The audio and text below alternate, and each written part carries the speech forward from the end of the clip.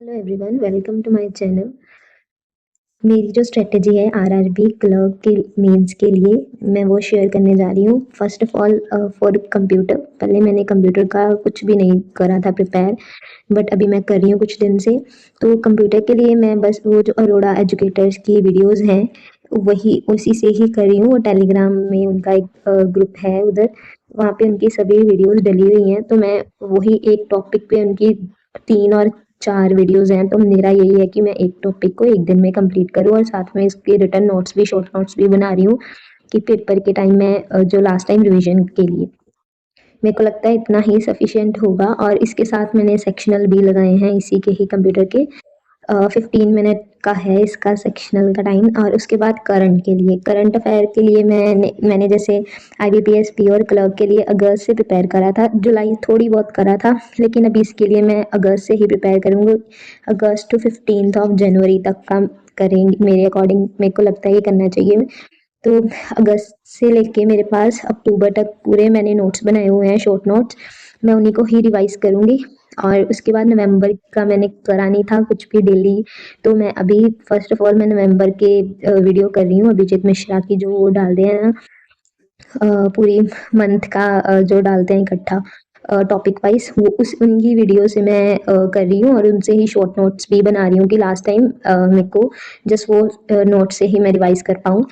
और उसके अलावा सेक्शनल लगा रही, अभी लगाए थे मैंने 2-3 इसी के आरआरबी पीओ के लगाए थे अभी। तो हाँ, सेक्शनल और वीडियोस और मेरे पास रिटन नोट्स हैं जो प्रीवियस मंथ्स के, उन्हीं से मैं प्रिपेयर करूँगी। और जो अभी दिसंबर है, दिसंबर का मैं डेली वाला करंट फॉलो नहीं कर रही अभी। बट मेरे को है कि दिसंबर का भी करके फिर मैं जनवरी से डेली करना स्टार्ट करूँगी। 15 डे तक ही करना है उसका, और बाकी मैंने प्रीवियस अपने नोट से ही करना है प्रिपेयर। फिर इंग्लिश के लिए तो फर्स्ट ऑफ ऑल जो एडिटोरियल है वही डेली रीडिंग करूँगी कि रीडिंग सही बनी रहे।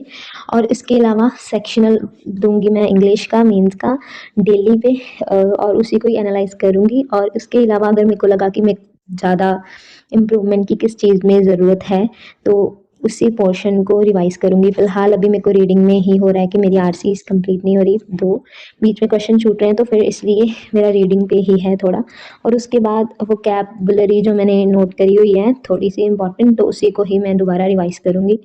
इंग्लिश का मैं अभी इतना ही कर रही हूँ। और अगर जो मेरे नोट्स बने हुए हैं रूल्स वगैरह के, वो भी देखूँगी। इसके अलावा रीजनिंग में मेरा इतना अच्छा नहीं गया मेंस का, कि जो भी मैंने अभी तक मेंस गए हैं सभी मेंस में मेरी रीजनिंग अच्छी नहीं गई as compare to other subject. So मेरा है कि मेरे को रीजनिंग में इस बार पूरा ध्यान देना है, तो इसलिए मैं इस बार मेंस की डेली वीडियोस देखूंगी, जो पुनीत सर से ही मैं करूंगी फॉलो, उनकी वीडियोस ही मेंस की। और उसके अलावा एक सेक्शनल मॉक मेरे को लगता है कि मैं डेली तो नहीं दे पाऊंगी, या फिर एक दिन क्वांट्स का दूंगी सेक्शनल और एक दिन रीजनिंग का, क्योंकि इसका एनालिसिस भी तो करना है।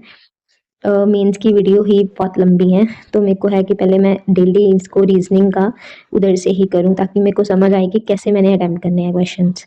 इसके बाद क्वांट्स के लिए भी सेम ही हर्षल सर की वीडियोस हैं मेंस की, मैं वही प्रेफर करूंगी और मैं अभी तक उन्हीं से ही कर रही हूँ अभी। डेली मैं ये भी एक वीडियो देखूंगी मेंस के लिए, और वही जो अल्टरनेट डे पे सेक्शनल मॉक लगाऊंगी या फिर रीजनिंग और क्वांट्स का, और प्लस एनालिसिस। सो फिलहाल अभी ये है मेरी स्ट्रेटेजी कि मेरे को ये फॉलो करनी है। अभी 40 डेज पड़े हुए हैं पेपर में। और फुल मॉक अगर मैंने अभी तक इसका आरआरबी क्लर्क का कोई नहीं लगाया, आरआरबी पीओ का लगाया था, लेकिन वो मेरा हुआ ही नहीं। बट इसका फुल मॉक मैंने सोचा कि मैं संडे को दूंगी, और फिर अगर पेपर के दो जब 15-20 दिन रह जाएंगे तो फिर मैं वीक में 2 कर दूंगी फुल मॉक। फिलहाल मेरी यही स्ट्रेटेजी है। आप बताना अगर मेरे को कुछ और ऐड करना चाहिए to get better results. So, okay, thank you.